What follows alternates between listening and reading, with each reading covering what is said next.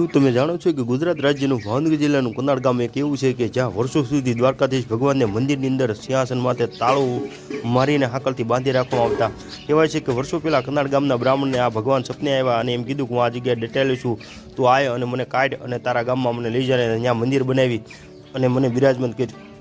સવારે પડતા જ એ બ્રાહ્મણે બીજા બ્રાહ્મણોને વાત કરી અને જ્યાં ભગવાને નિશાની આપી હતી ત્યાં ગયા અને ત્યાં ખોજ્યું તો આ ભગવાન દ્વારકાધીશની આ મૂર્તિ નીકળી અને ત્યાર પછી તેને સ્નાન કરાવીને વિધિપૂર્વક ભીની પછડીએ કનાલ ગામમાં પગપાળા બ્રાહ્મણો એને લાવ્યા અને અહીંયા મંદિર બનાવીને બિરાજમાન કર્યું. પણ થતું એવું કે આ ભગવાન મંદિરમાં રહેતા નહીં અને વારે વારે અદૃશ્ય થઈ જતા હતા.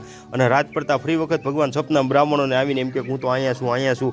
એવું અવરનવર થતા કનાલ ગામના બ્રાહ્મણો કંટાળી ગયા કે એણે કીધું કે પહેલાં તો ભગવાન તમે એમ કહો છો કે મને લઈ જા અને તારા ગામમાં બિરાજમાન કરીને હવે લાવ્યા પછી તમે આ મંદિરમાં રહેતા નથી, તો ભગવાન આ તમારી શું લીલા છે? તો ભગવાને એવું કીધું કે તું મને લઈ જા પણ હવે મને ઝૂલતો મૂકજે, મારી પ્રતિષ્ઠા ન કરતો.